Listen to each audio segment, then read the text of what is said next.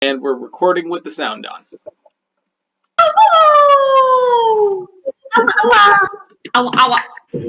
Wooga. Alright, welcome everybody to the latest episode of Dice Dogs. I, of course, am your DM, Connor Man. With me, as always, is Vinn, Sophie, M, and Ethan. Unfortunately, Finn, who plays Opportunity Knocks, cannot be here right now, but that's okay. We carried on without Gesh. We can carry on without Knox for a day. How dare you? I came back in that episode, so you can go shove it. Yeah. Also, that episode was really short, so you can. I don't know. It was a short episode. I don't know what you're talking about. I don't know what. It felt it was short because you had to go do shopping. Yeah. You had to do something in real life, and that's just terrible. Yeah. How dare you live your life? How dare How dare you? How dare you have more important things than a D&D game? That's just super. I'm still traumatized from that episode. I cannot get over it. Why are you traumatized? What happened? I don't know. I'm going to tell you if you ask me that for the 20th time. Why are you traumatized? You took the goblin. Why are you traumatized? To be fair, Ozla was trying to take the goblin. Wow. Oh, okay.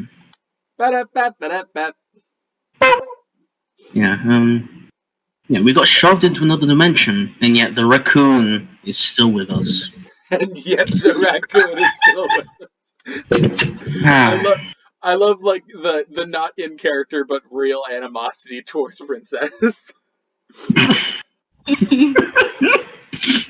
In any case, are you guys... All the in-game animosity towards Princess, like when he got rather hurt one time. I'm not naming any names, but... Can I just say something? What's up, Em?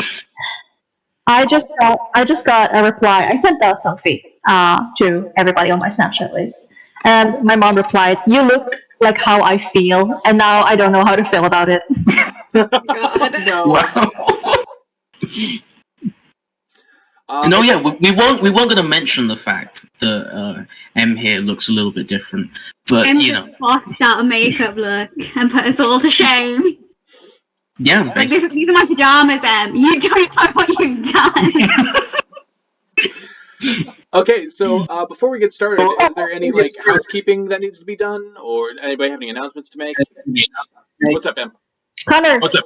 Show our first fan art. Oh, that's right. We got our first round of fan art from one of M's friends, I believe. They redrew our icon that we use. There it is, right on screen. Very well done. I fucking love this thing. Look at that. That's amazing. Cool.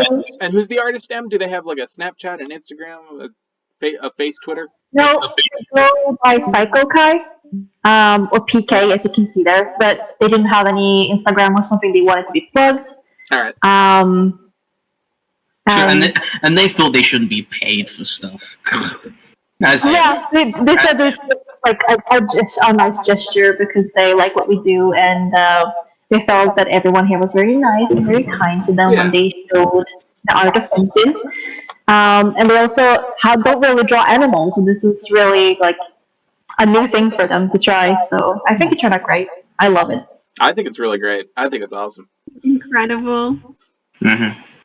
Okay, so who's ready to get started? All right. So,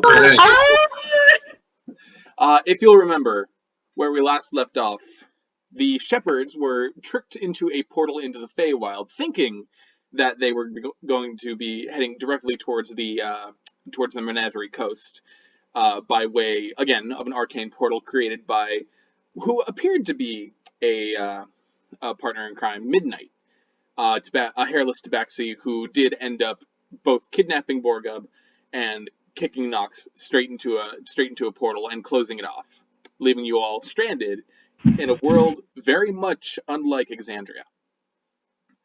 And as you remember, we left off exactly with the portal closing down and Borkup's mace flying through the air. And you all watch as, almost as if in slow motion, it plummets to the ground and lands amongst the grass, pressing it down almost with its weight. As you stand amongst the grass, a bit confused, some of you quite a bit angry, some of you quite a bit lost and perplexed, you look around and have kind of this mutual realization that you've been had. You've been had quite a bit. And as you look around, you find that the world around you is nothing like you've ever seen before. The blue, silky grass is but the least strangest thing around you, because this world seems entirely alien. You look to the sky to see that it's not the clear blue that you know of the skies of Wildemount, but instead almost a sickly yellow, with almost topaz-colored clouds hanging lazily against it. The air is very thick, but not with smoke or anything like that, but with pollen. In fact, every breath leaves your nose and the back of your throat itching. You can almost see it floating in the sky, floating in the air, almost like a dye that's been added to water. Right now, you're in the middle of a field of very long grass, situated between what looks like the tree line of a very strange-looking forest, with trees that seem to twist and curl as they grow up and outwards, making the bark warped and twisted, almost like Play-Doh that's been twisted around by the hands of a child. And on your other side, there's a clear river of sparkling water that seems to bubble and fizz almost like a soda. Stranger still are the entities that seem to dwell within this odd world. Dhuur'in, as you stand up and gather yourself, you look to the left and you see a trio of rabbits, but they seem to be sprouting antlers of a kind, with wings that flap out as they jump. Above you all, there's a loud buzzing noise, and you look up just in time to see 3 dragonflies the size of small horses darting overhead, leaving as quick as they came. Across the riverbank, shambling almost like zombies, you see 3 humanoid figures, each of them green, with veins that poke up from their limbs, almost like that of a leaf. And their necks terminate, for they have no heads, but instead budding flowers. The first humanoid has a completely closed bulb for a head. The second seems to be in mid-sprout, and the third has a completely bloomed yellow flower upon its head, and they shamble along across the riverbed, almost gangly in nature, as they finally disappear into the forest after a few minutes of walking in this strange, jerky, jagged motion.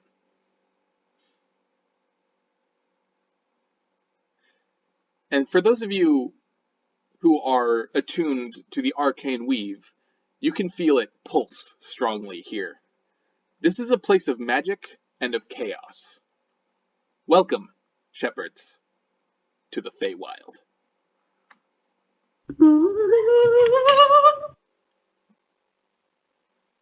Oh my god. Oh my god. We should not stay out in the open very long.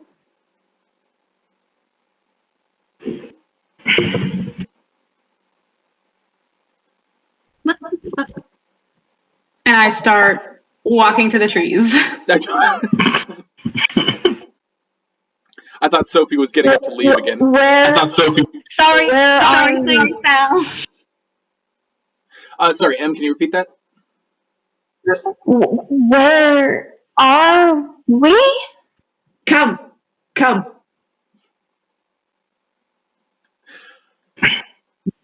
I hear follows.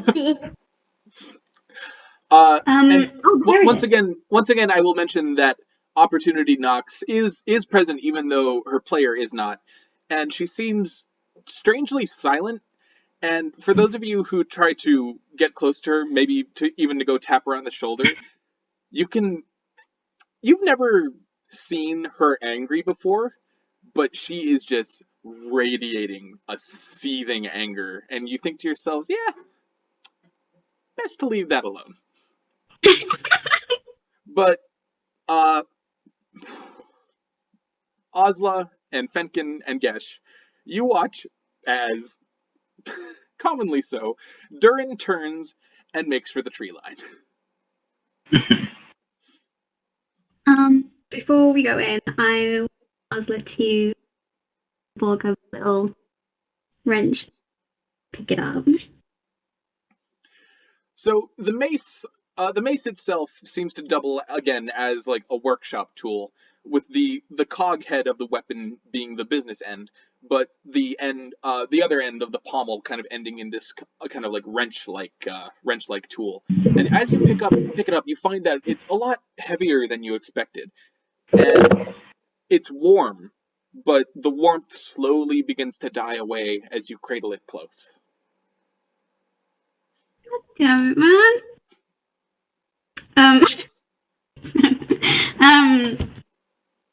She takes a minute to just like hold it to her chest, and then she gently puts it back in her pack amongst everything else. All right. Go ahead and add the Maker's Mace to your inventory. Yay!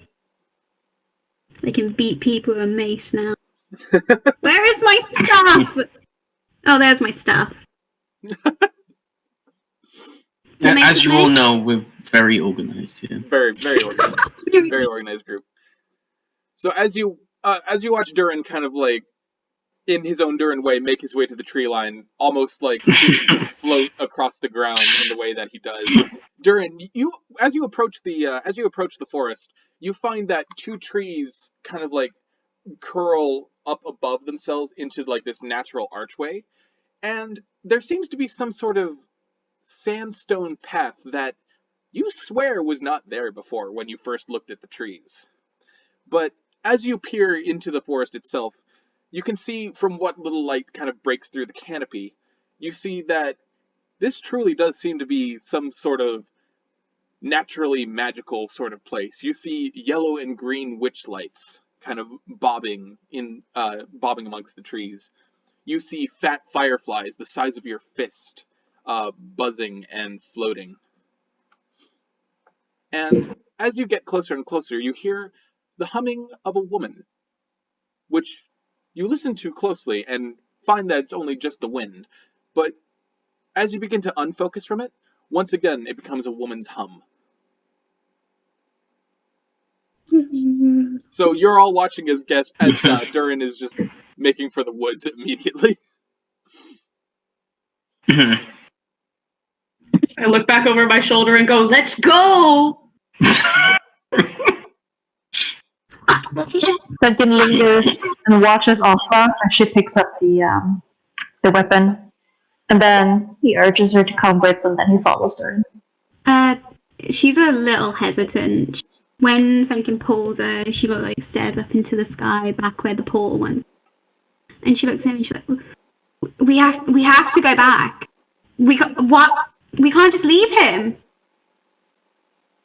The portal is closed. There's nothing we can do Then anymore. we open it again. Dhuur'in must know. He does magic stuff. We have to get back up there. You were there when he helped out. He had no idea. Besides, we have to focus on ourselves now. But we can't leave anyone behind. As you say this, Ozla, Then we'll return. as you say this, Ozla, you feel a tugging on your pant leg, and as you look down, you see Princess there, holding you with both paws and kind of looking up at you with somewhat scared and somewhat hopeful eyes. Don't do this to me, Connor. I will do this to you. Oz looks down at Princess and she sort of floats. And she looks at Fen and my thoughts are gone. She looks at Fen and says, maybe Dhuur'in can learn. Maybe we can get someone to teach him wherever the fuck we are. Well, in that case, we have to catch up to him first, don't we? And then she swipes up Princess in one arm and just like stomps towards Dhuur'in in the direction of him. Drama queen. So, Fenkin and Ozla make their way towards the trees with Nilo padding along behind them. Gesh, you're following as well, correct? Yes. All right. So Gesh knocks Ozla and Fenkin eventually join you, Dhuur'in, at the tree line, and you guys all step into the forest, where the temperature suddenly drops. Where it was maybe a warm 75 degrees in the middle of the field, suddenly drops to what feels like 60 degrees almost. Likely because of the shade, but who knows in this weird place where you've already seen so many strange anomalies kind of shifting amongst the grasses. The vegetation seems to change as you enter the forest as well. Ferns the size of men grow up from the ground, and fat fruit hang from the trees almost like boulders.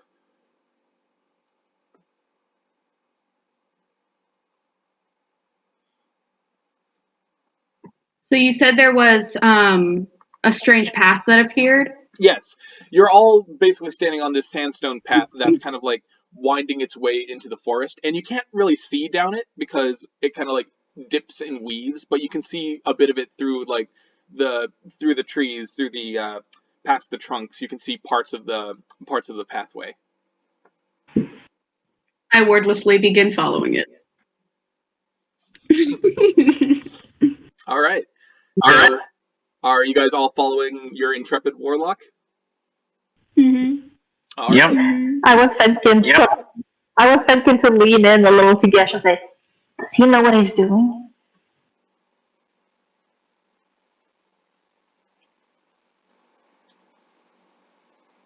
You don't want me to answer that.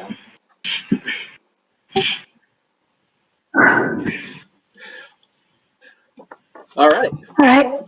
So the cat.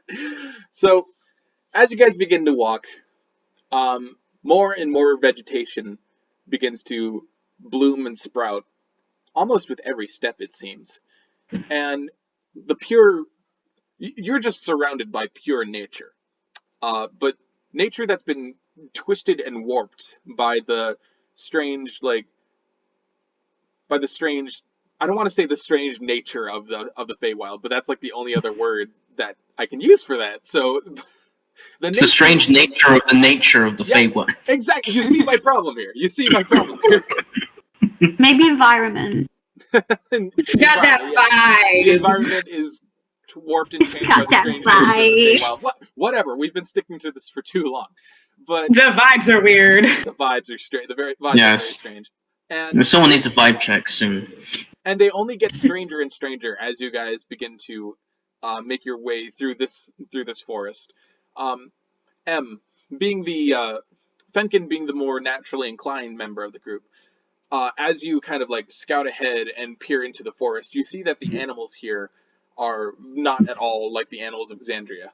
You see a buffalo that seems to be grazing amongst the ferns, but as it turns to look at you, its eyes widen, and you realize as it begins to run away that it does not actually have legs. Instead, it seems to float through the air, a series of tendrils kind of dangling where the legs would be.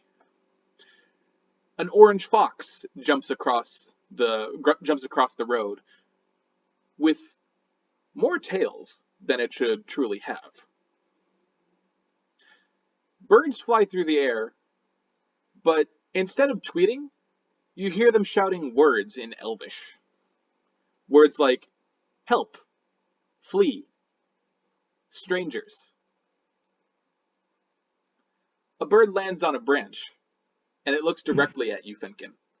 And in perfect Elvish, it says, strangers, strangers in the wood, strangers in the wood.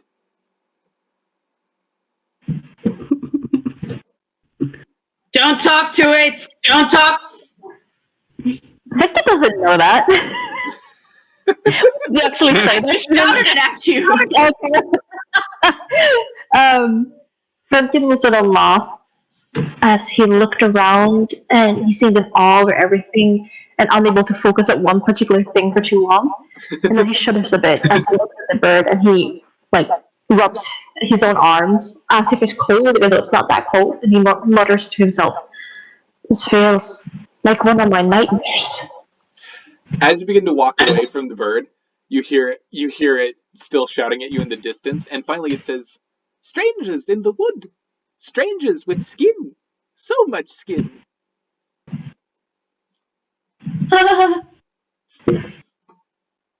That bird would have loved midnight.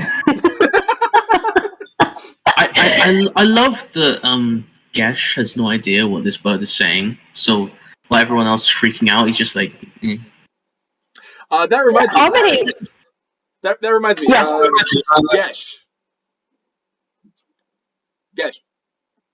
Ethan? Yeah? Can you make a perception check really quick?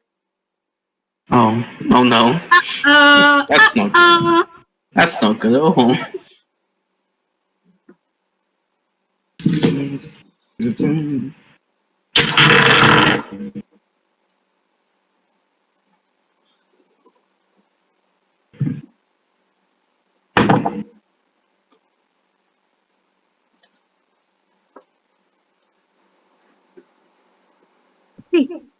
It's 14. 14. All right. So as you you kind of see Fenkin kind of hanging back and being shouted at by a bird, it would seem. And though you don't have much experience with anything of a magical nature, you kind of have this thought of maybe we shouldn't hang around here for too long. So you go collect Fenkin and kind of push him towards the middle of the group. But as you're walking along, and as about an hour or so passes of just walking through this dense, strange forest, you see that the bark of the trees that, again, have been twisted and shaped into almost Dr. Seuss-like simulacrum of trees, you begin to see faces. But not like the faces of an Ent or a Dryad. You see frozen human faces coming out of the bark, as if something was trying to push its way out. You see mouths open in still, silent screams. And you also hear something behind you. You hear what sounds like slate against slate. And as you turn around, you see that a small stone, about 2 feet by 2 feet, very round, is just sitting in the road behind you. Now, you didn't pass a stone. None of the shepherds walked around this stone. It seemed that it just appeared. Fenkin clutches Gesh's arm. He's like, "Oh."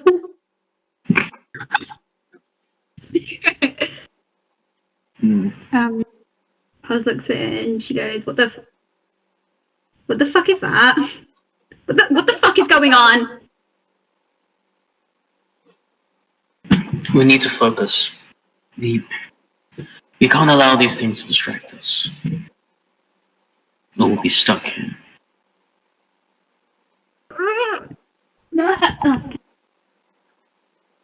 All right. Sorry, it's trying to lift my leg. In that case, are you guys continuing on down the path? I would like to kick it. Okay. Ozla, you kick the rock, Yeah. and it just sits there because it's a rock. So the rock is strong enough to not be moved by Ozla's kick. It does tilt a bit, but other than that, it's completely motionless because it's a rock. I'm still walking. Yeah, as you guys look back, you see that Dhuur'in is already 30 feet away, so you kind of have to hustle to get back up to him. But Gesh, as you turn around to look, and you're leaving the rock behind in the distance, and eventually the rock leaves your mind. But then 30 minutes later, your head turns, and once again, you see the rock behind you, 3 feet away. Oh.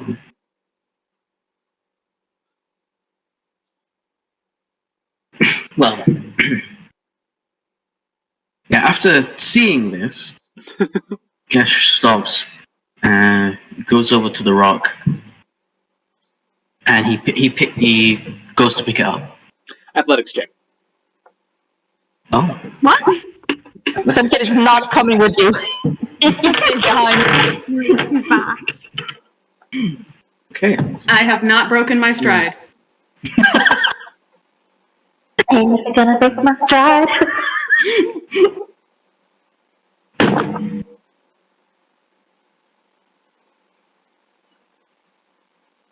That's ridiculous. It was an athletics check, right? Athletics check, yeah. Yeah, okay. Sorry, I said that is ridiculous. Because I rolled last time and I got a 12, right? Right. And then add on the 2 for perception for that. And I've now also got 12, which is weird. So yeah, 14. 14. Unfortunately, that's not quite enough. You are able to, like, start to kind of move it, but it almost seems like it's anchored to the ground. And then you hear a voice, not in your head, but as if something in front of you is talking, and you hear it say, "By Jove, I'll have you put me down, good sir. I don't wish to be manhandled, not by the likes of you. Have you washed your hands? It doesn't seem like it."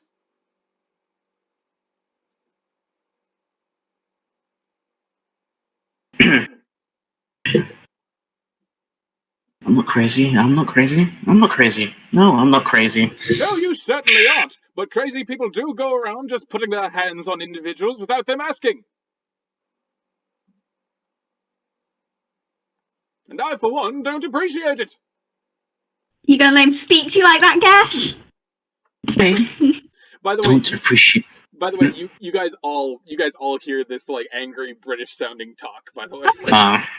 Okay. I like look over my shoulder, real angry, like what? Come on! That's a strange accent I've never heard before. Excuse me? Hey, How dare you, for madame? one. First you pick me up and manhandle me like I'm some piece of cheap stone that's been cut from the quarry, and now you go and make accusations about my way of speech. I don't come into your home and fault your languages, do I? No, I don't think so. Most certainly not. Right. If you go on like this any longer, I'm going to show you exactly how painful lightning is. So you are going to shut up and answer any question we have. Oh, now here I am on my morning stroll, as I do every day at 3 a.m., and yet here you are, threatening to blast me with magic and cut me with blades. I don't appreciate it, good sir. Now, I'll have you set me down, and we'll go our separate ways so we can put this ugly business behind us. Good day. Good day. Will you stop following us then? I go where I please. This is my home, after all, and I am on my stroll. If you happen to be on the same stroll that I am, then I suggest that you just simply not speak to me. That is a good idea. See? The Dark One gets it. I'm not crazy. I'm not crazy. I'm not crazy. I'm not crazy. I'm not crazy. You are not crazy. We are in a strange world and things are different here. We need to go. We need to go somewhere. Right. Sophie, you good? So.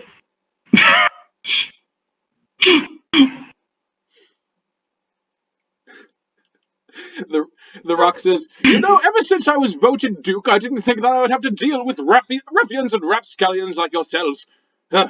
Coming into the woods and jacking up property rates. I don't appreciate it. Now, unhand me, good sir. Or we shall come to blows. I would challenge you to a duel, but I am lacking in gloves." And hands. The rock down. Just drop it. Stop fighting it. Yeah. Can Gesh yeah, he's gonna drop it. He can at least throw it back a little bit. It's just Make an athletics check.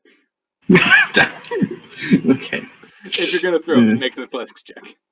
Yeah. I don't know why it killed me so much. Holy crap. It's the voice. By Jove.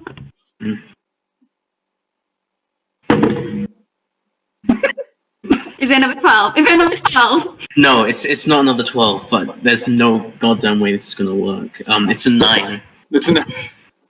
Yeah. So as you try to pick it up more to heave it, it starts complaining more. You hear, "What are you doing? Stop it! Put no! Oh, don't you dare put your hand down there! Oh, good sir! Oh, certainly not! No, absolutely not! And he immediately drops it. He just drops it. You with the hammer! Get him off of me! Get him off of me! Oh!"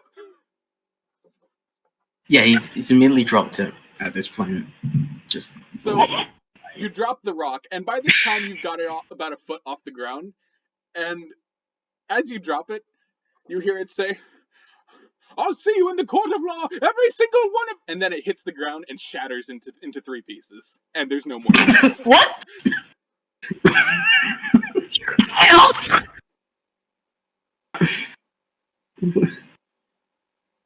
That's a body count, that is. Well, I've killed... Anyway. Doesn't matter. Let's just continue on, and What if that rock had a family?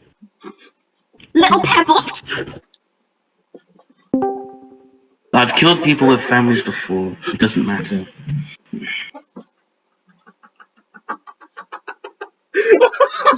I don't have a response. Oh my god. Whew. I walk back on the path that to his pebbles.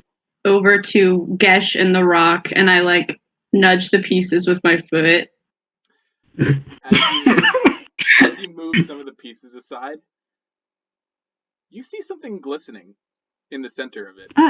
And as you peer down, you see a still beating, very fleshy, and very bloody human heart.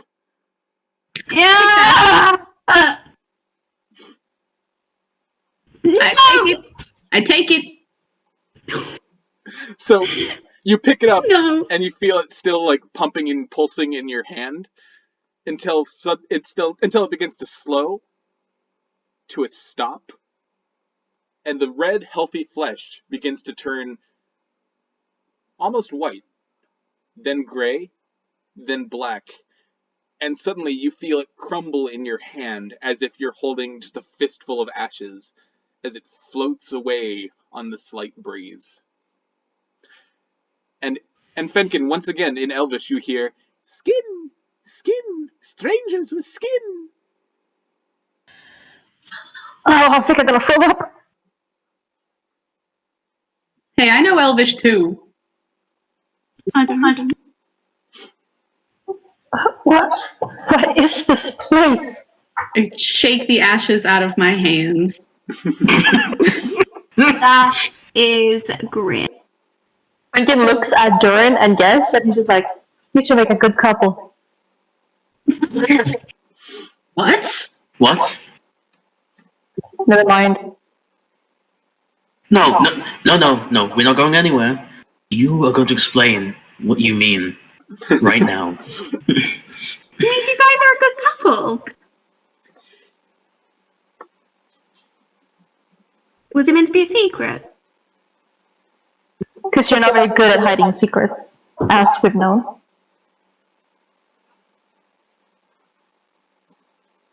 I look at Gesh.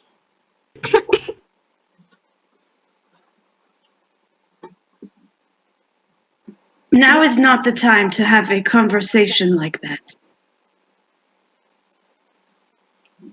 Oh, so what I've been doing has been better then.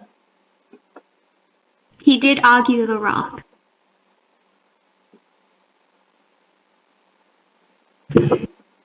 I didn't start that argument. The rock started it. You finished it in the worst way fucking possible! I wasn't trying to kill it. I just wanted to drop it. You gotta be careful. People are breakable. Rocks usually aren't this breakable. That wasn't a normal rock. Well, yeah, well done. Yes. Nothing here is normal. The magic here is intense and it is giving me a headache. Skin! I would like to move on.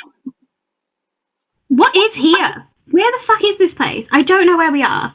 I don't know either. Fenkin, can you make me a history check?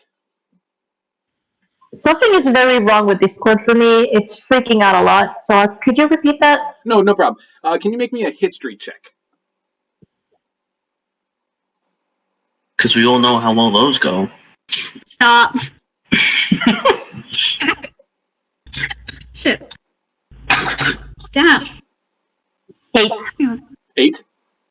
Yes. Okay. Yay! I try. So you don't really know. You have an inkling of an idea. A word that you heard Midnight say that reminded you of something that you came across in your studies. The Feywild.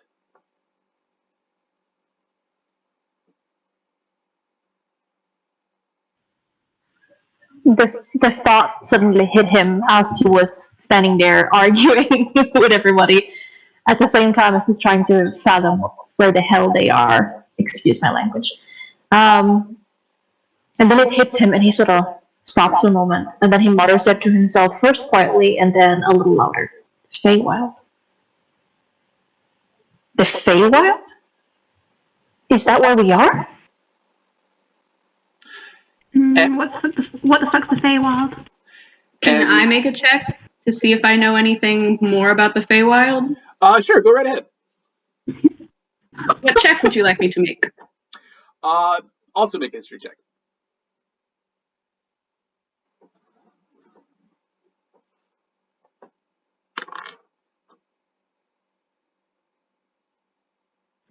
$17. 17. All right.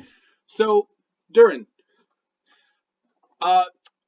while living in the Underdark, slave that you were able to do some light reading. And as it was probably the only thing that kept you sane down there. That in mind, however, you have come across the word Feywild before. In fact, your mistress had quite a few tomes on the subject, and you know that the Feywild is sort of an echo of the prime world that you know as Exandria. An echo that has been not tainted, but twisted by the strange and unnatural magics that dwell here. It is the land of the Fey creatures, of fairies, of the unseelie courts, of wild... This is the font of pure wild magic. Ooh.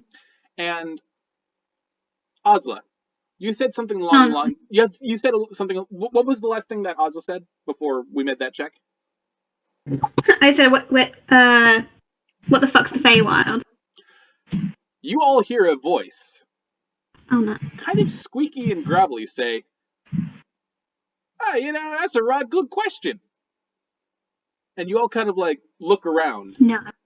And Ozla, you realize that the voice sounded like it was coming from you before you look down and see Princess in your arms scratching his chin.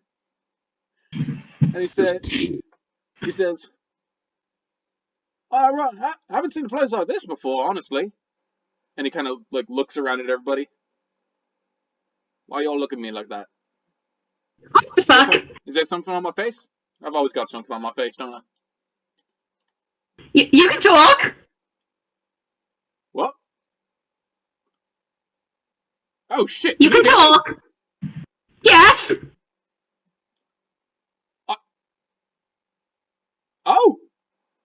Oh shit! How long have you been able to do that? I thought I'd been talking to you this entire time and you didn't understand me.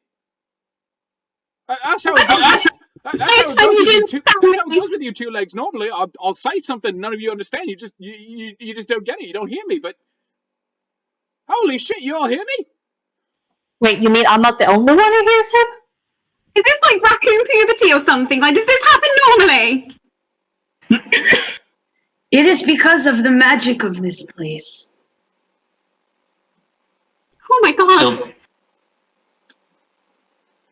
then do all animals gain the ability to speak in here? Wherever here is? You guys slowly turn to look at Nilo, and he's doing that cat thing where he has his hind leg up in the air as he kind of like licks his butthole, Well, and he kind of like looks up. He kind of like looks up mid lick, like, and then Nilo? goes.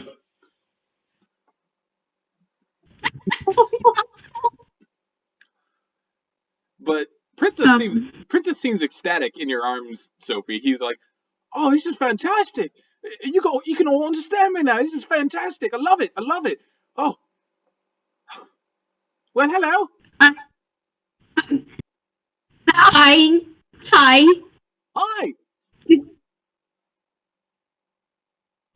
Hey.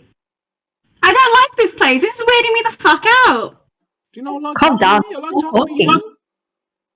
Huh? I like talking to me. I Huh? like talking to you. No, that's not what I mean. Don't worry. It's very weird for me right now, okay? A lot of stuff's happened. I'm very emotional right now, and a lot's going on. You think this ain't weird for me? Huh? You think this ain't weird for me? I've been telling you all just embarrassing secrets about myself because I thought you didn't understand me. Like, what kind of embarrassing secret? Let's not get into that. In any case, well, I think it's right time we find a place to sleep for the night, innit? Does this place even have a night? You know about much as I do, big man. No, I'm sure I know more than you do. Yeah, probably do. Hey, Ozzy, hey. Yeah. Can you do that thing where you rub my belly with the little circles? Oh, sure, mate. Come here. She just starts. Oh, fuck yeah. That's the shit. Hang on. I named you Princess. Do you have a name? Well, I reckon it's Princess. You don't. You know my name then, Ozla. Of course. We got Ozla, we got Dhuur'in, Gesh, and Miss Fenkin, of course. Nice to meet you, ma'am. And we got... Is that Miss Knox over there? And you guys turn around to see Knox kind of like, with a dagger, is just slowly kind of like poking at one of the faces in the trees before like jabbing it inside. Oh. Don't do that. Dhuur'in, as you speak up, Wait. she suddenly like shoots a look at you, and like you feel like your bones are frozen in place. And then she slowly looks away and goes back to what she was doing.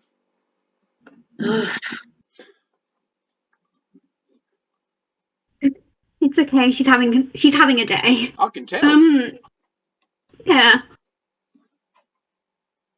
She goes to scratch his belly again. Oh fuck yeah! Oh yeah! This is weird. Like, you see like a little leg start to kick. If Dhuur'in calls something weird, then it is weird.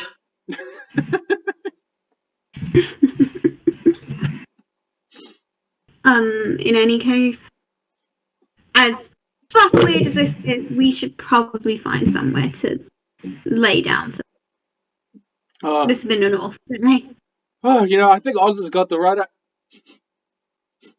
Hi, wait a second. What is it? Hey, Nilo. And you see Nilo like look up at Princess. You smell that too, right? And Nilo and Fenkin, you watch as the hair on the back of Nilo's spine begins to like prick up, and he kind of like gets down onto the front paws, and you watch as huge yellow claws begin to like protrude out from his paws. We need to be vigilant. Can I use up a spell slot? Yeah, use a spell slot. What do you? I wanna use Oh wait. Primeval awareness. Sure. What does that do again? Wait. I'm a good DM. I'm a good DM. Let me go get my book. Let me just go get my book. I go get my book. Hang on. Let me go get my book. I am Farwarin. Fenkin Halloween.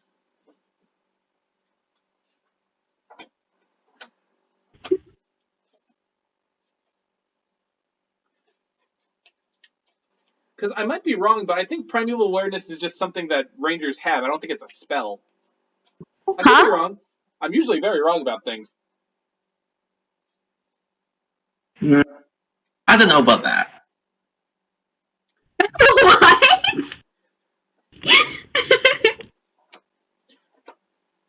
Yeah, here we go. It's a ranger ability, so you don't need to use a spell slot. Okay, so primeval awareness. Beginning at 3rd level, you can use your action and expend... Oh yeah, it does take a spell slot, my bad, sorry. And expend 1 ranger spell slot to focus your awareness on the region around you. For 1 minute per level of the spell slot you expend, you can sense whether the following types of creatures are present within 1 mile of you, or within up to 6 miles of you if you are in your favorite terrain. Aberrations, celestials, dragons, elementals, fays, fiends, and undead. But Faye for miles. And so yeah, go ahead and burn your spell slot. And as you open your eyes to the silent world around you, taking a deep breath to attune yourself to nature, something in the forest lights up like a beacon. A fey presence begins to approach.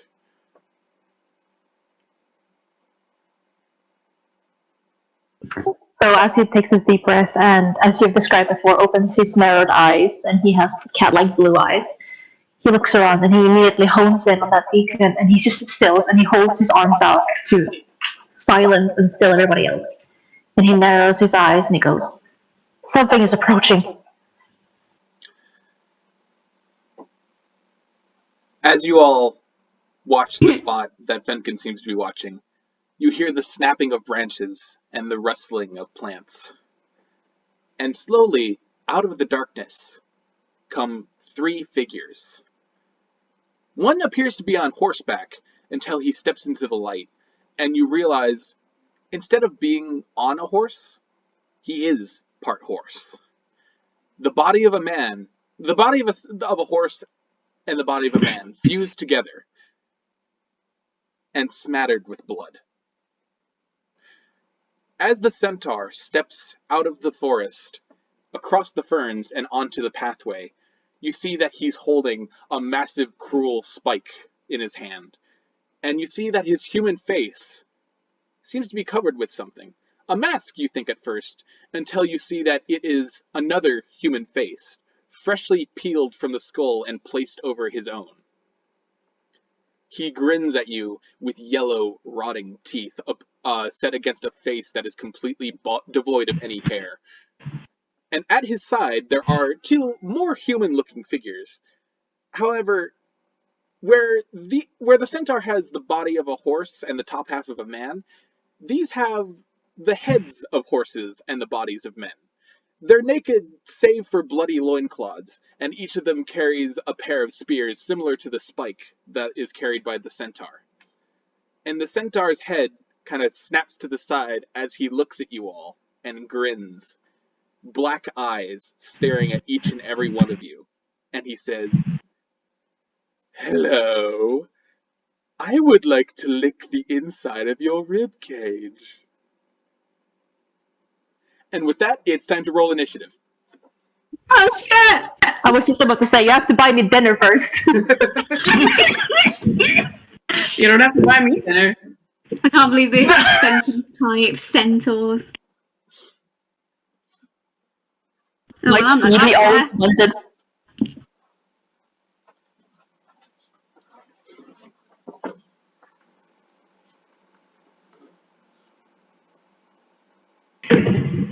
$12.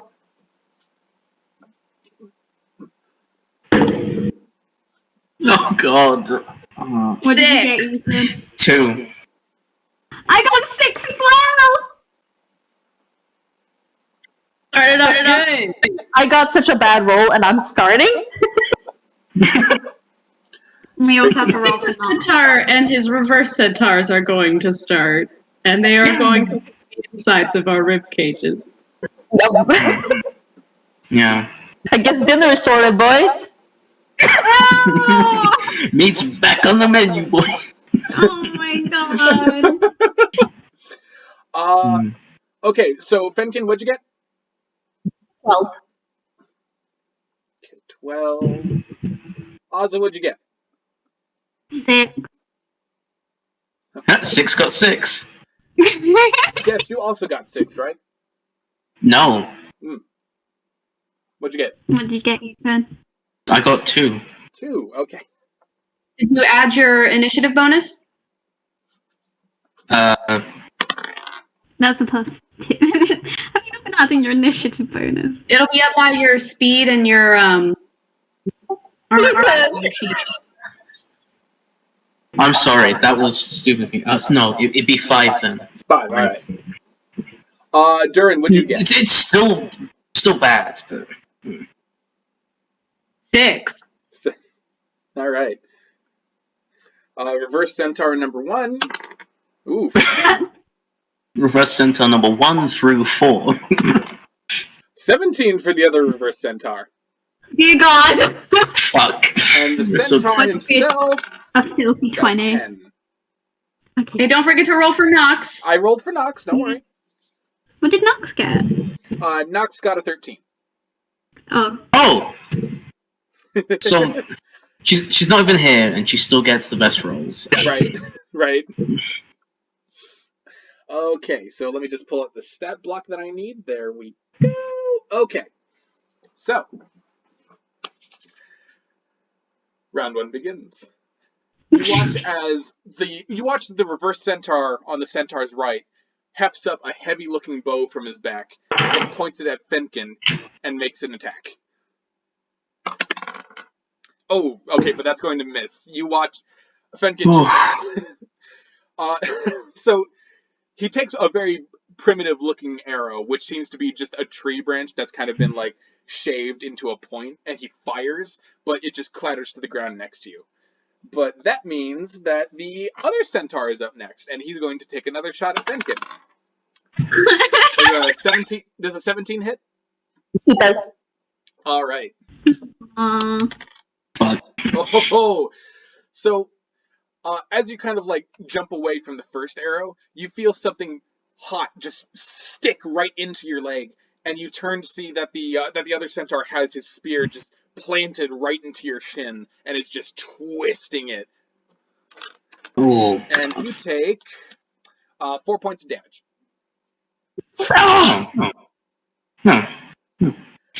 Okay.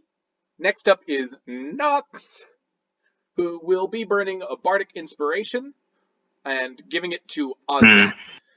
So, Holy shit! yeah.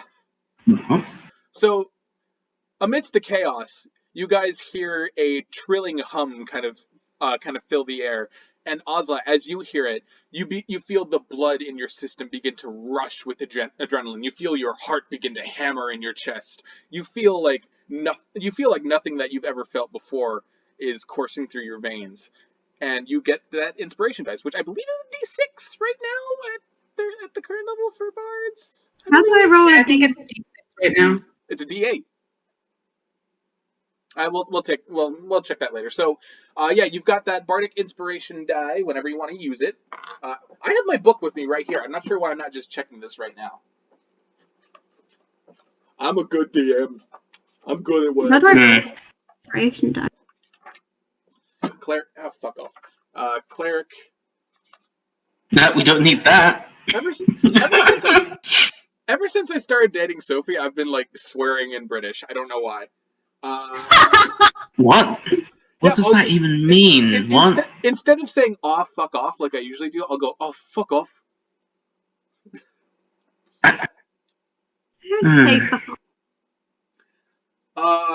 Okay, so yeah, she's 3rd level, so you got a D6, Sophie, not a D8. Okay. Right. How do I roll a bardic inspiration dice? Basically, whenever you want, whenever you make a roll, you roll your regular dice and then roll a D6 and add it to that. Oh, you just add it on. Okay. Yeah. But after that is done, you'll all watch as Nox suddenly appears in your peripheral vision in only the way a speedy Tabaxi can, drawing Courage of the Rose with its activation phrase, and you watch as it flashes across the face of the reverse centaur that has the spear planted in Fenkin's leg, and you hear it let out like a horrible whinnying gurgle as the blade slashes across its face, and the spear comes away from your leg. You do unfortunately take 2 damage because pulling a spear out is like being stabbed twice, but hey, at least you're not pinned to the ground anymore. With that, Fenkin, you're up. As the spear is pulled out, he sort of staggers a bit, and he's just like very angry. The reverse centaur, he staggered away, but he's just a little bit further away now, or? Yeah, the centaur is about like 10 feet away now that you've staggered back. The reverse centaur, yeah. I'm gonna ask Milo to bite him. All right. Okay. I'm pulling out the book a lot today, so I wonder what that says about me as a DM. You can't keep making the same jokes, man. I will keep making the same jokes. All right. There's only so many times we can say, bad DM, you know? Let me pull up the stats for Panthers in 5e. I gotta make a stat block for Nilo. I really gotta make a stat block for Nilo. Now, I'll tell you guys a secret. Matt Mercer is jealous of our DM. That is not true. That is not true. I mean, you can see it in the way he plays in his newest games. You know, you can just see the writhing jealousy from Matt Mercer. All right, so you're commanding Nilo to bite. Yes. All right. You want to tell me how you're doing that?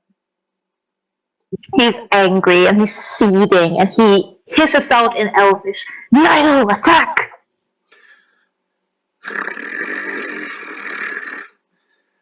You all watch as Nilo kind of like pulses up, and you watch as his muscles in his hind legs curl and coil before he bursts forward and slams into the reverse centaur.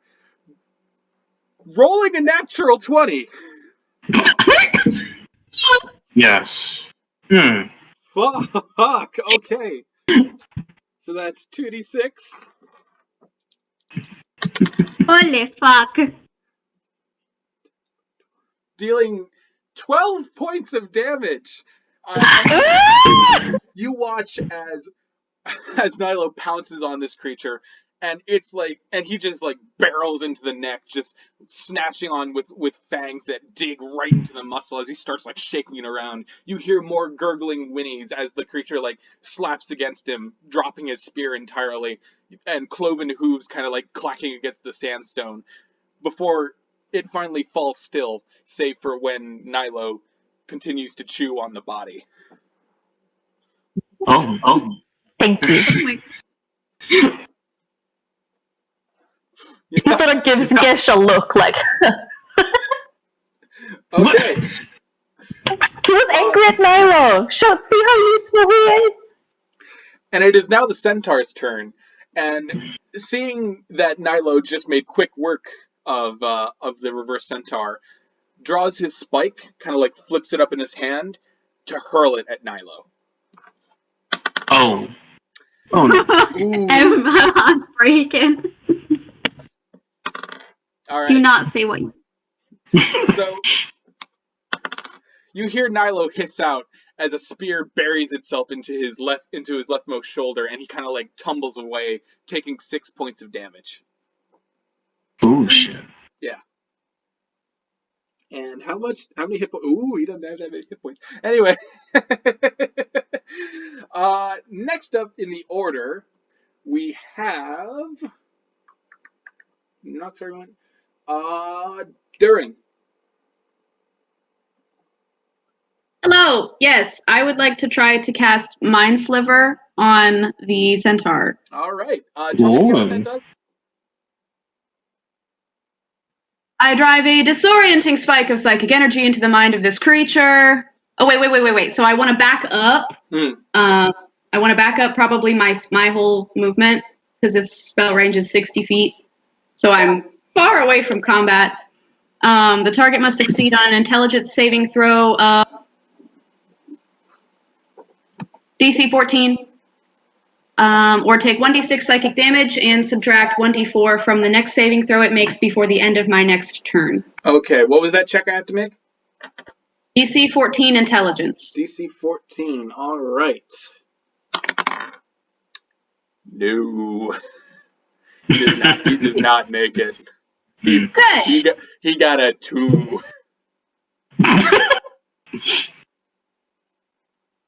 So he'll take 6 points of damage, and before the end of my next turn, I can subtract 1d4 from his next saving throw.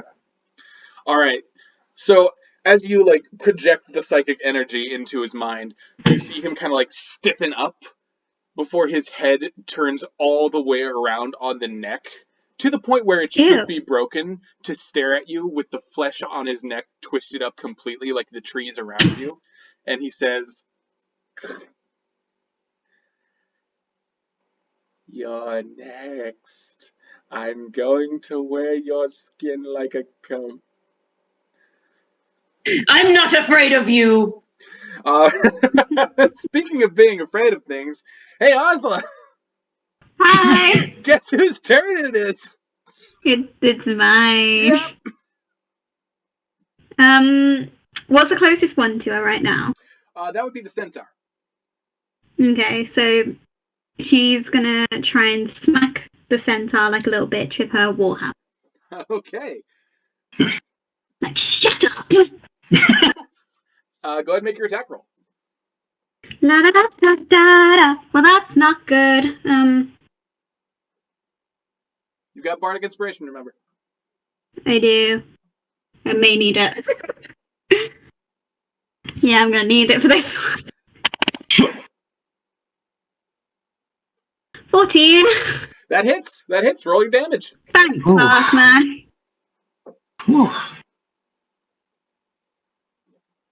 Oh, I have to roll fucking damage then. I'm an idiot. I just looked at the screen like... Where's my 8? Is this my 8? I don't know anymore. No, it's not my 8. This is... We're such an experienced group, you know, it's just a privilege. I've been doing this for years. Yeah. 9. Alright. So, wielding your warhammer, you launch yourself at the creature, and your hammer, the head of your hammer collides with its head as it's staring at Dhuur'in, kind of catching it off guard, and you feel it give, almost as if it's like the head doesn't have any bones in it, as if it's just like a rotten plum, and it's just like swept entirely off of his neck. And as you like land back down on the ground to look up, you see that the creature is completely headless, until out of the gore that is now the neck, 2 little baby hands crawl up, and you see like the top half of a human baby flop out and look up at you with yellow glowing eyes. What child is this? I'm getting your baby! Come get your baby! Gesh, you're next, buddy. Oh. Yeah.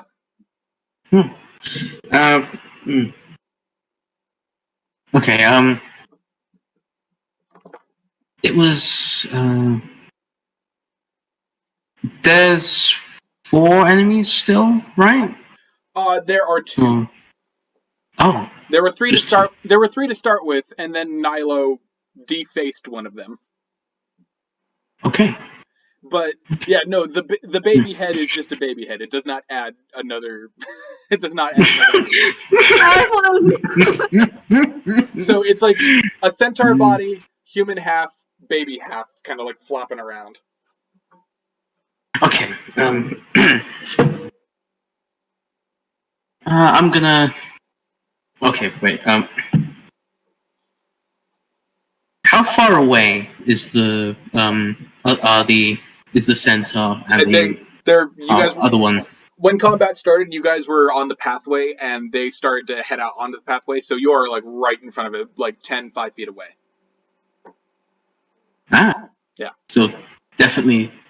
So probably under 10 feet. Yeah. Just about. Okay. I'd just like to activate my astral arms, if you don't mind. Oh, yo! Hell yeah! I'll get my book for that. If you don't mind. If you don't mind. Squeeze its head like a grape. If it has to make a saving throw for this, I can take 1d4 from it. Oh, great.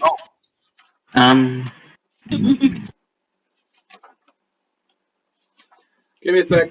Sorry.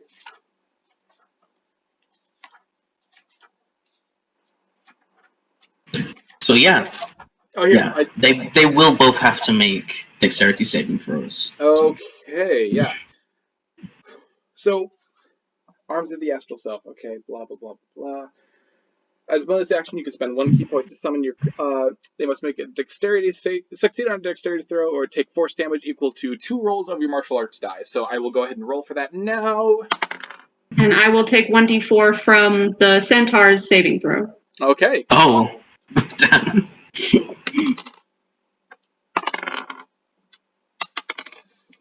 So they both rolled 18. So the centaur rolled a 15. Because I take 3 from it. All right. So 15, and I believe the dexterity saving throw for your monk. What's your wisdom, Gesh? It's 15. Okay. Yeah, so they don't pass. So they take damage equal to your to 2 martial arts. So go ahead and roll 2. Go ahead and roll 2 martial arts attacks, buddy. My boy, my lad, boy, lad. Vinn! They're just like, you're so hot! So sexy! Dhuur'in, the optimal cheerleader. You're welcome. Wait, which die am I supposed to roll again? Martial arts die. So for rolling martial arts... So would that just be a D8, right? Because it's... I don't know. So it's a D4 per fist. So if you wanted to just go ahead and roll a D8 and then add your dexterity or strength to the... Right. Yeah. Okay. Yeah.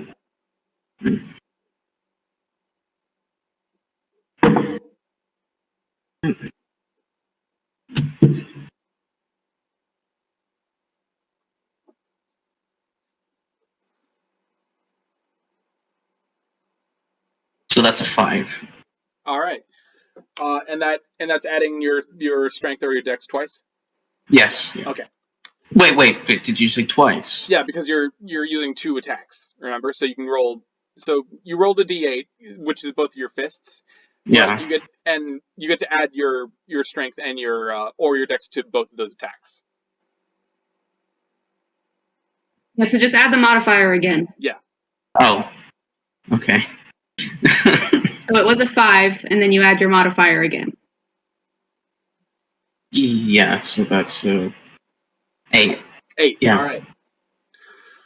So you guys watch as Gesh takes a deep breath, and as he waves his arms in kind of like this balanced motion, you see that almost reverse mirroring it, two arms of pure lightning energy appear from his shoulders, rising out. And he takes a battle stance, and these 2 arms sort of shoot out, and one slams directly into the fist of the reverse centaur, knocking it back, and the other hits the baby in the face. and another baby comes out. No, not kidding. Oh God! It's a baby child right in front of you. Oh, no, shut up! Okay. So right. That's your bonus. That was your bonus action, so you still have a full action you can take if you want to. Yeah, I think I might do that. Yes. So, yeah, I've not killed any of them. So, Gesh is just gonna take his spiral staff. He's gonna rush forward right towards the centaur. Go right for another smack in the head, just to see if that head rolls a little bit more. Roll it up, my man.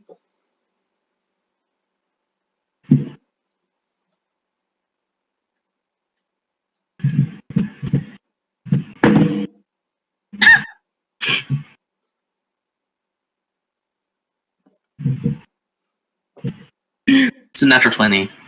Yo! Holy shit! Kill him, Gesh! Roll your damage for your quarterstaff, double it, and then you can make some martial art attacks, baby. He already used his bonus action. Yeah, right, yeah. So I can't do the unarmed strikes, unfortunately. Yeah. Yeah.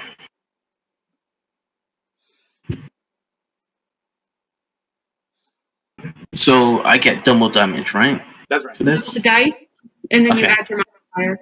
Yeah, okay.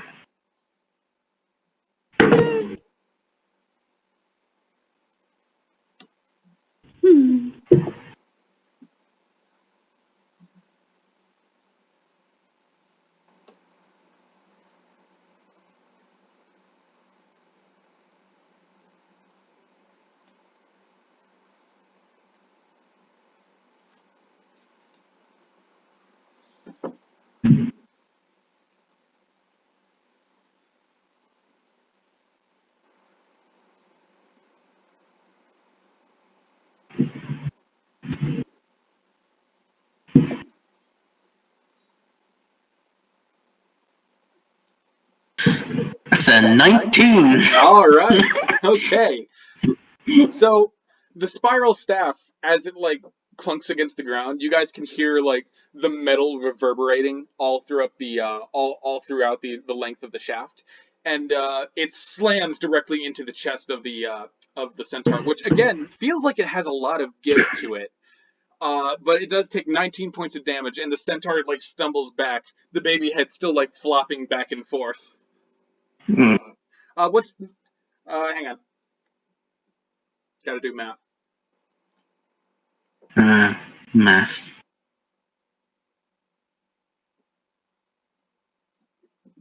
All right. With that, it is the centaur's turn. Yeah. Shit.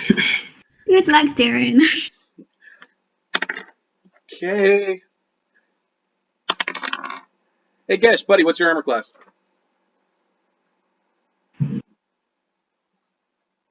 15. All right.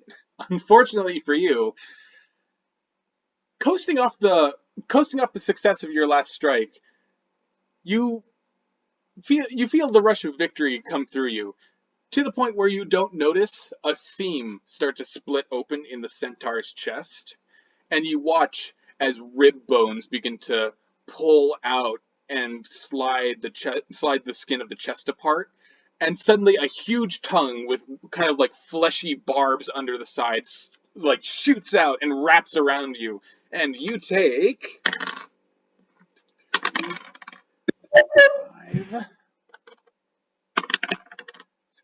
8 points of damage.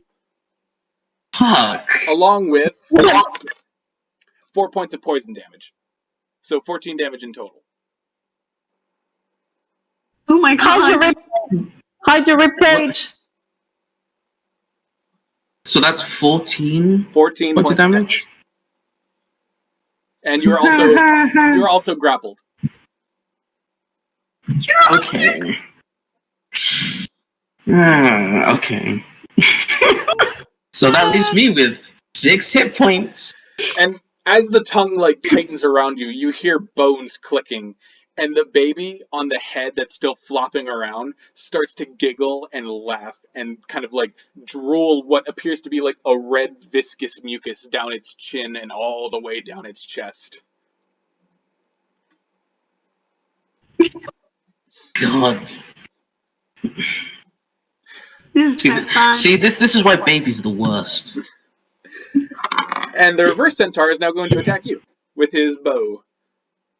Oh, Yeah. yeah, just kill me right off And immediately. he's got advantage. Can you believe that? This is what you wanted to do in the first place, wasn't it? You just wanted to kill Gesh.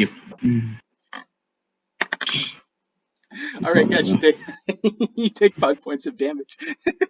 You have 1 hit point, bro. I'm gonna lose my mind. Great. You almost don't feel the arrow entering your thigh as you're kind of like lifted into the air by the tongue, but it's there, protruding out of your leg and leaking blood. Fortunately for you, it's now Fenkin's turn.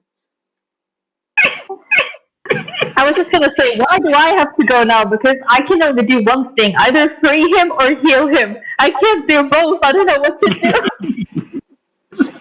Free him. But the He can. wait, Nox goes first. Nox goes first. Oh, Nox yeah, is it's now. Nox. It's Nox's turn. Oh yeah, Nox is Nox's back. turn. Yeah. All right. Turning to see that you are trapped within the tongue, acting on instinct, Nox will flash out with Courage of the Rose against the tongue, which in my notes, yep. Oh, okay. You watch as Courage of the Rose, almost in a silver upward arc, slashes through the tongue, and you see it come away. And Gesh, you are free. You feel it untangle around you as you like kind of stumble to the floor.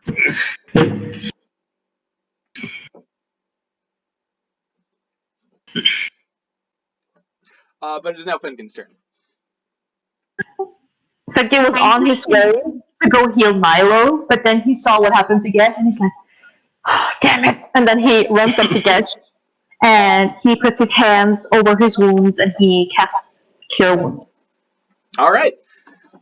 And right now that's 1d8 plus your wisdom, correct? Or I think it's your wisdom. Yeah. All right.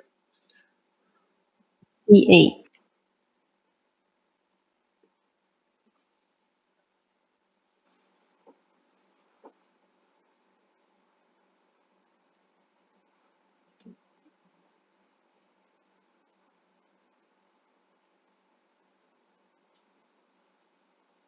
Five. All right. You heal 5 points of damage, guys. Back to 6. Better than nothing. Yeah. Yeah. All right. So Goodbye to a friend. it is the centaur's turn, and at this point, it's No, like it's not. what? You just gave him a turn. Yeah, the tongue thing. Yeah. I did. Sorry. Yeah, I did. Exactly. Bye, Gesh. Yeah. Yeah, Dhuur'in, you're up. Oh, You better say it with me. Eldritch Blast. Eldritch Blast. Woo. I would like to Eldritch Blast the centaur. All right. Make your attack roll. 16 to hit. That hits.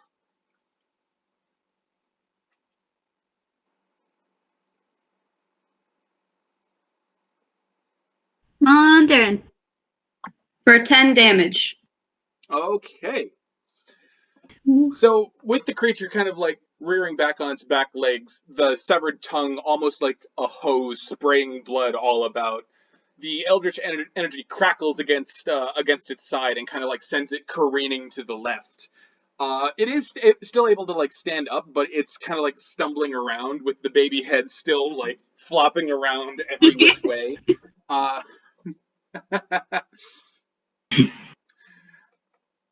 Oh, I love D&D. But Ozla, Oh no, As what? you're about to swing on your turn, you all hear the foliage around you begin to move. Oh no. There's a rustling. Very quiet at first, but then suddenly very loud as two vines suddenly erupt from the ground and latch onto the side of the centaur. You see them curling around the horse body and begin to like pull taut on the ground, almost as if he's been caught by a trap. And they pull harder and harder and harder. You hear bones clicking and cracking until finally, in a shower of blood that leaves you all drenched in it splits entirely in half.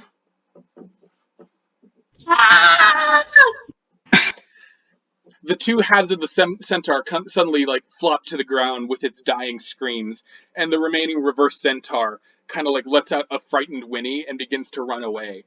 And as this is all happening, as the body is like still twitching on the ground, still kind of alive, but like moments towards death, you hear the sound of footsteps against the sandstone. And as you turn around, Allie, would you like to describe your character? What?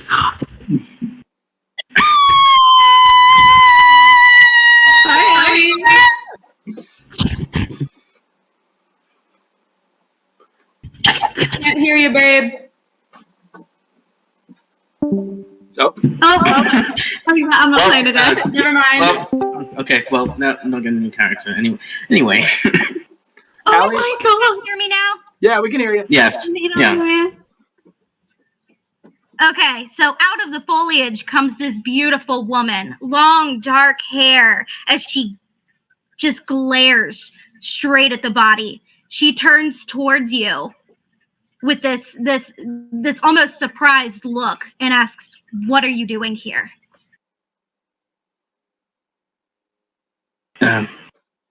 Still in shock, man. We were dropped here. What are you doing here? I've been stuck here, trying to leave. Who dropped you in here? Some ratty creature. You know how dangerous this place is, right? You should not be here. Obviously.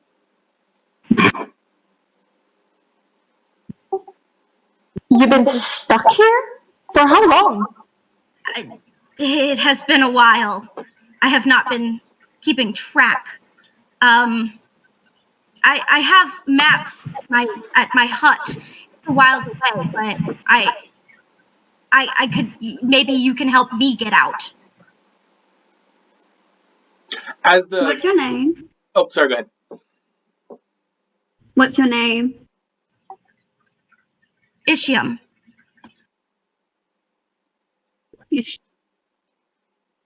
Okay, well that's Fenkin. Spell that for me.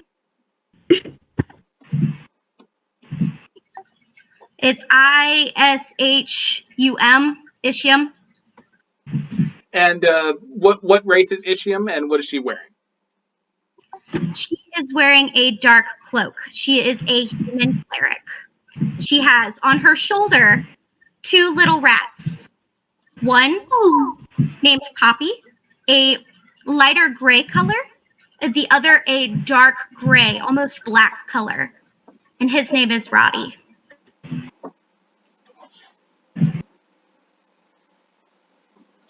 All right. As the conversation kind of carries on, the top half of the centaur is still gurgling and twitching. And Gesh, you feel like a tiny baby hand kind of like swipe at your leg. Can I insight check Isham? Go ahead. Go ahead and insight. Yeah, go ahead. Rude.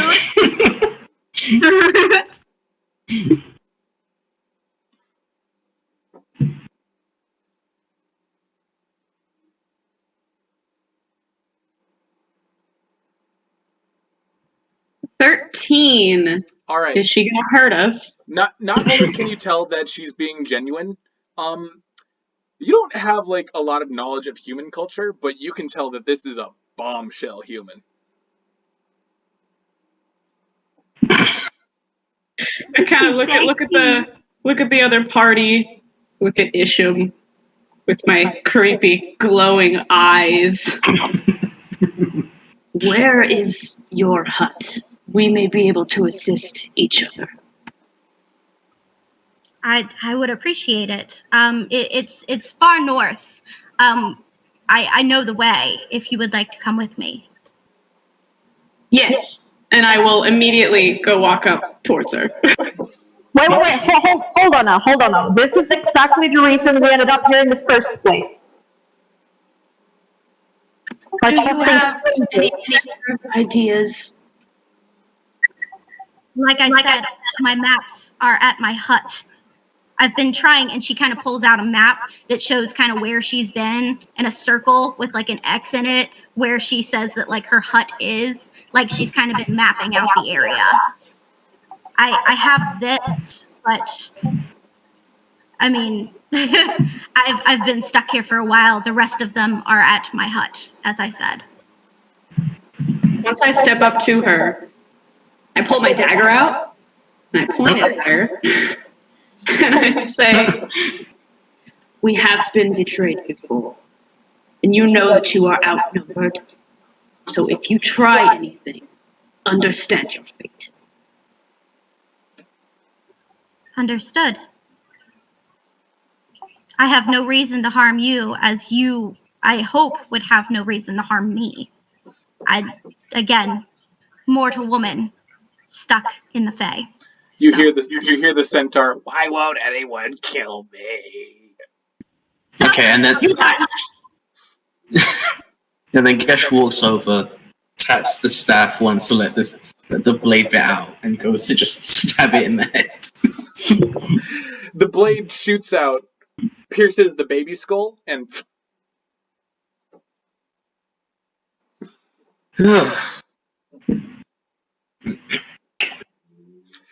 as you pull the blade out of the skull, instead of blood coming from the slit, you watch as one beetle begins to crawl out, and then another, and then another, and then just a full swarm of beetles begin to crawl out as the baby begins to deflate like a balloon. Let's go. Yes, we should go. All right. So, Ishan, where are you taking them down the pathway, or where are you going? You're heading to the hut, right? Allie? Where'd you go, Allie? Yes, we are heading to the hut, to my awareness. All right. So, Isha begins to Isham. Yeah. Isham begins to lead you guys down the pathway, and if you guys want to take a moment to roleplay amongst yourselves, this is your chance.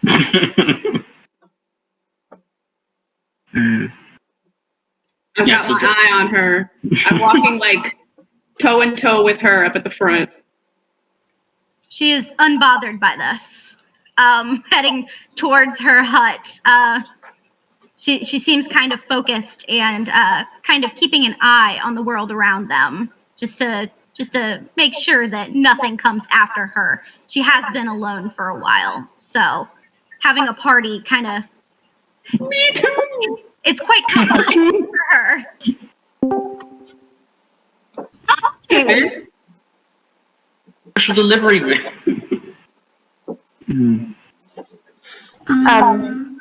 Fenkin? Yeah, go ahead, Ethan, if you were gonna roleplay. To say that Gesh takes a moment to just grab the arrow in his thigh and just pull it right out. 1 point of damage. God damn it. Why would you tease me then? Okay. Well, yeah, that happens. So he just throws the arrow behind him. Fenkin walks up to Gesh and pokes him a little, and then gives him a look over and is like, "Are you alive?"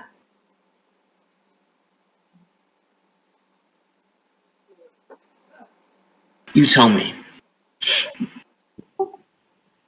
Barely, but at least you can walk. He says while limping. Because he was also stabbed in the legs, so he's limping while he walks. Question to our lovely DM. Can you still use spell slots like Cure Wounds outside of battle? Of course, absolutely, yeah. Anytime you want to cast a spell, you can cast a spell. Okay, because I have one more spell slot, and I want to use it to cast Cure Wounds on Gesh again. Go right ahead. So he talks a lot of smack, and he's like, but at least he can walk, but he'll still put his hands on him and heal him. All right. Aww, bonding.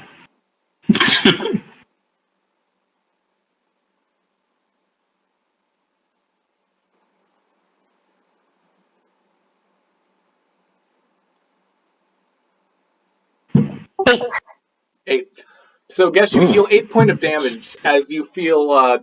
You look down at the arrow hole within your thigh, and you watch as something begins to sprout from it, and you see a beautiful red rose kind of take the place of all the blood, which eventually kind of withers away and drops, leaving behind only scar flesh. Thank you. You're welcome. Ozla, on your shoulder, Princess eventually pipes up, "Oh, there's a bit of a scrap in it." A little bit, yeah. She's gotten a bit used to hearing Princess's voice now as they're walking, and she goes, "A little bit, yeah. They're a bit pansy though, weren't they?" Just a bit. I was just about to jump in, do a little buffing myself, but yeah, A little fisticuffs, yeah? You think you can do it? But the last time I did that, somebody almost blew me up.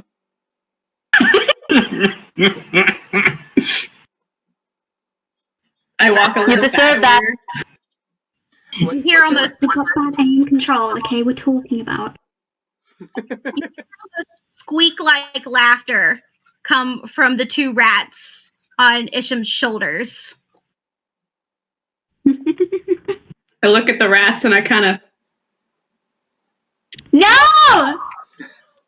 You can't have the rat! Filthy! You're good. Isham looks over her shoulder at Dhuur'in and she says, "They've been with me for a long while. You cannot have them." I see.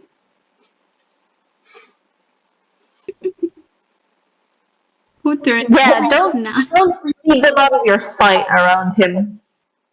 They don't leave her hood. Good. But he said that to her in character, by the way.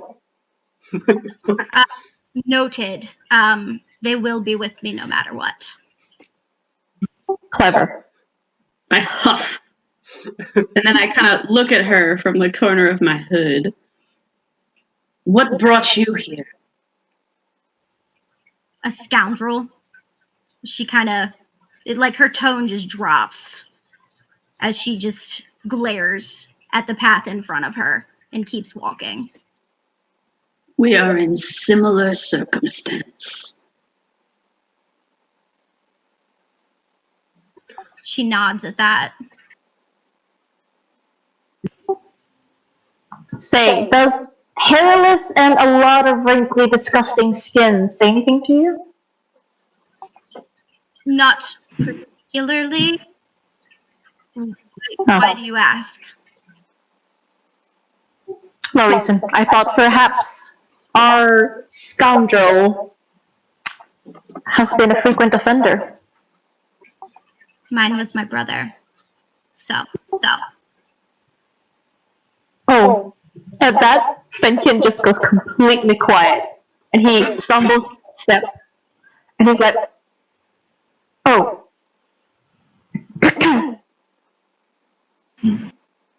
All right. So, after about an hour or so of walking, you realize that less and less light is coming through the canopy. But there isn't too much darkness for you guys to not recognize the sight of an oak tree blocking your path some 20, 30 yards away.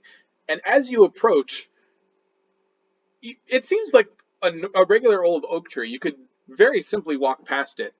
And Isham, as you try to step around past the oak tree, a branch very slowly comes out in front of you, not like in a threatening manner, but comes out to kind of like block your way. I guess the woods do not want us to cross this path. Maybe we should take a detour. And as you say this, there's the creaking of wood as it twists, and the cracking of bark, as the trunk of the tree seems to split in a way in about 3 places. Slowly, as the bark crunches and cracks, one yellow eye opens, then another, and then a mouth begins to yawn, as a mustache and beard made of lichen and moss begins to grow out of the front of the oak, with long lichen bushy eyebrows appearing above the eyes, as the tree face begins to yawn.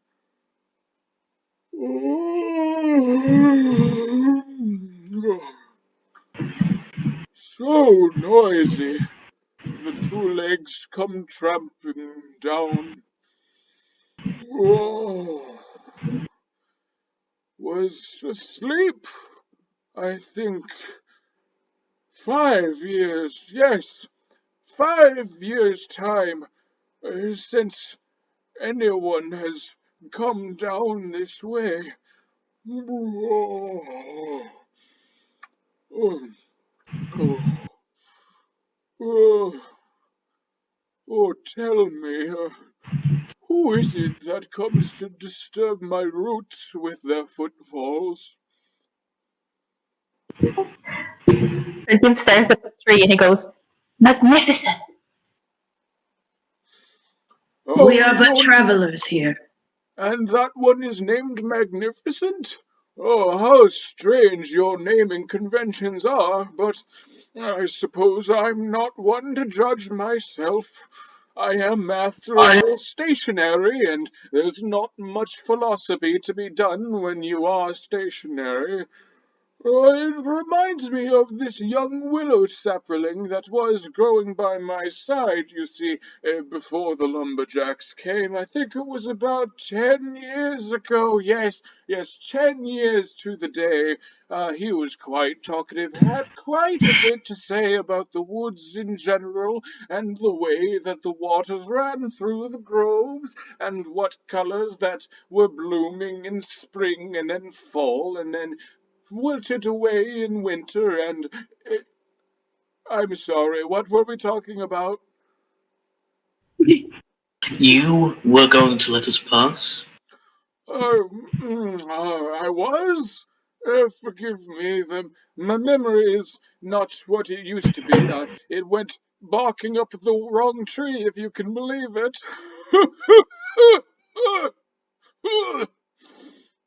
Yes, how funny. I don't think I've properly introduced myself. My name is...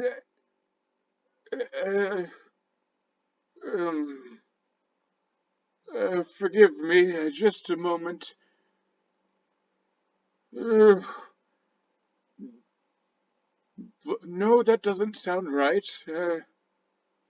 Deku. Yes, that sounds correct. Deku. You may call me Deku.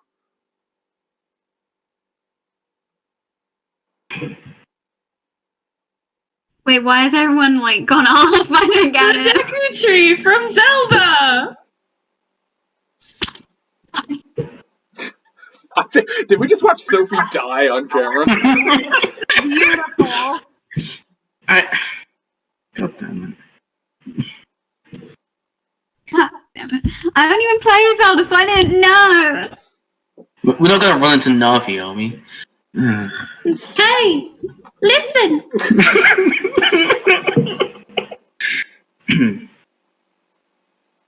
Well, Right. Deku, you were going to let us pass?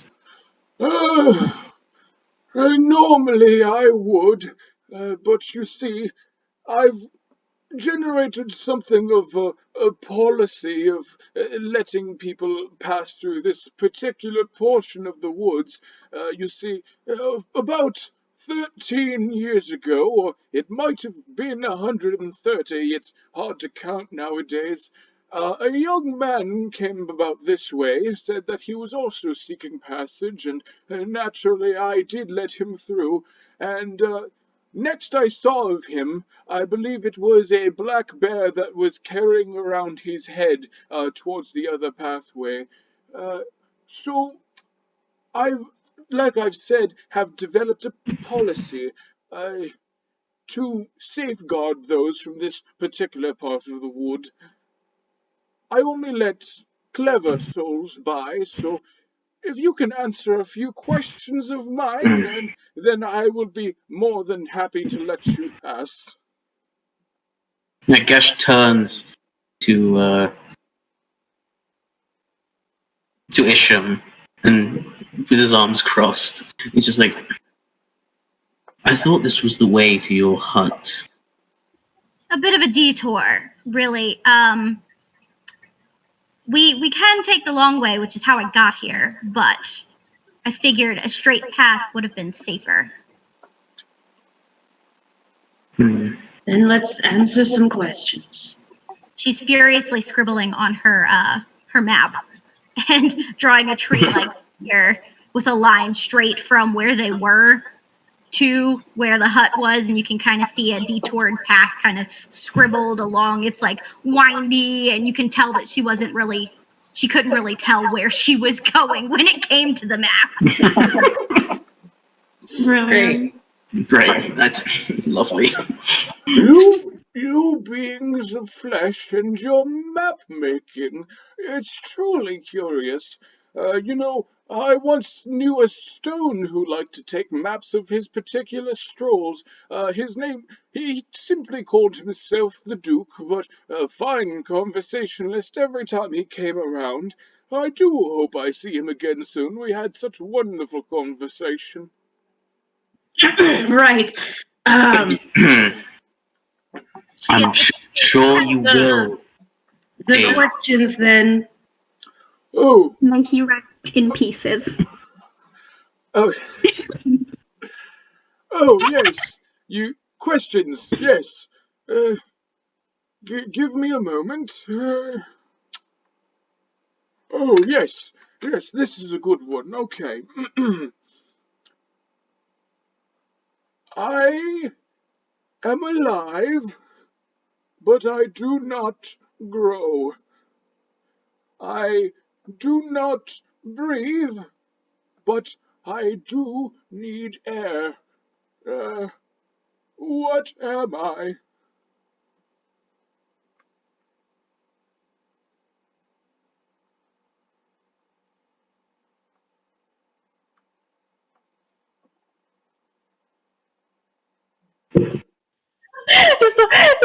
Just imagine everybody sharing a single brain cell in this moment, just like.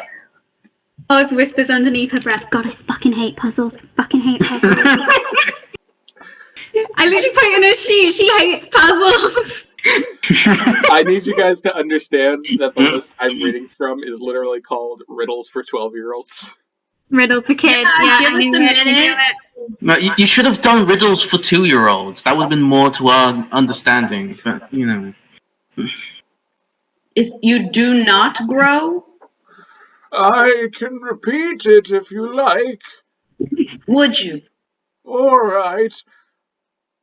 I am alive, but I do not grow.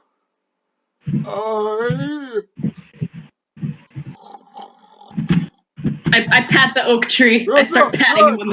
I do not breathe, but I do need air. What am I? Fenkin is sort of mumbling under his breath. He's like, water, the river, the wind. Fire. Oh, what? Who said that? Who said fire? Point yourself out. My vision isn't what it used to be. It was a collective decision. Oh, very well done, indeed. Oh, yes, the answer is indeed fire. We've had quite a few wildfires around here, you know, but I've done a rather good job of steering clear of those. I've been rather fortunate in those regards. I do remember that there was I believe, a maple tree that I quite fancied about 400 years ago. Yes, The next question, please. I'm sorry, what? Oh, yes, more questions, yes. All right, all right. Oh, this should be an easy one for you mortals. You deal with this every day, I'm told. I Bullshit. have a golden head. I have a golden tail. But I have no body. What am I? That's easy. A gold coin. Oh, exactly right. Fantastic. You know, I've heard about some trees in your mortal plane who have to deal with children hammering coins into their trunks. It appears to have something to do with some superstition about luck. I've been fortunate enough to avoid such a fate. I'd rather not have any sort of metal sticking into me, be it a coin or a saw or a... Hey! Oh, hello. Who are you all then? We were just talking. Oh, right. Yes, I'm asking you some questions, aren't I? All right. Very well. I have one more question for you. Are you ready? Yes. All right.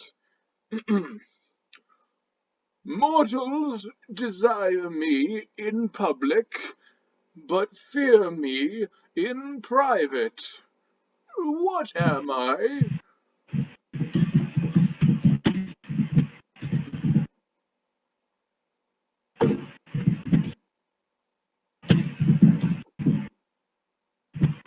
Can you repeat that once more? Oh, I'm sorry, what? The final riddle? What final riddle? Oh, yes, of course. Mortals desire me in public, but fear me in private. What am I?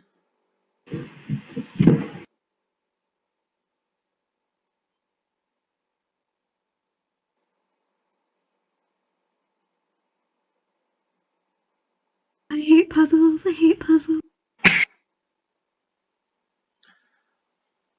Well, while everybody's thinking, Princess is kind of like propped up on the back of Ozla's head, kind of like tapping it with his paws, like, oh, that's a thinker, isn't it? Brain juices going. Come on, you got this, Ozla, you got this, chap, come on. I'm thinking. I'm doing it, I'm thinking! Ah!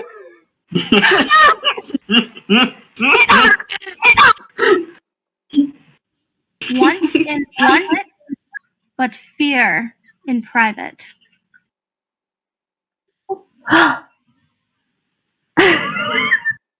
Did you get funny thing is? Yeah, I figured it out, but I don't know if it's in character. You can say your answer if you want to. Go on, say it. Truth. Truth. Is it true? Ooh. Who said that? Who said truth? Because you hit the nail right upon the head. Yay! Yes, truth. I did. The answer is indeed truth. There's quite a bit to be said about truth and privacy, if you know what I am regarding to. I understand that mortals value truth beyond anything else. As a tree, I don't have much reason to lie, especially as deeply as my roots begin to grow. I remember a conversation I had, I think it was about 3,672 days, 415 minutes, and 332 seconds ago, that Oh, no, actually, I don't remember that. But in any case, you've done quite a fine job of answering my questions, and I do indeed deem you clever enough to not be slaughtered by bears. Thank you. We Let's go. appreciate your wisdom, kind sir. Oh, it's all I can impart nowadays. Now, before you young sapperlings do carry on, I do have a bit of a favor to ask you, if that's quite all right. Mm-hmm. Excellent. You see, I have one bitch of an itch on the back of my trunk, and I can't exactly reach it, so if you could just get behind there and do some leg work, I would much appreciate it. It's been there. I don't mean to sound needy, but it has been itching for about 500 years. Oz says, "Alright then," and she waddles around to the back and she gets her warhammer out and just starts going up and down on the back. Oh, that's the stuff. Excellent, excellent. Oh. Milo, would you like to go sharpen your claws? Let's And go. the tree's eyes close as it falls asleep, and the face begins to slowly dissipate and disappear back into normal bark. You watch as the lichen beard and eyebrows dry up and drift away, falling to the base of the trunk. And with that, we're going to take a short 10-minute break. Oh, Yay! Yay!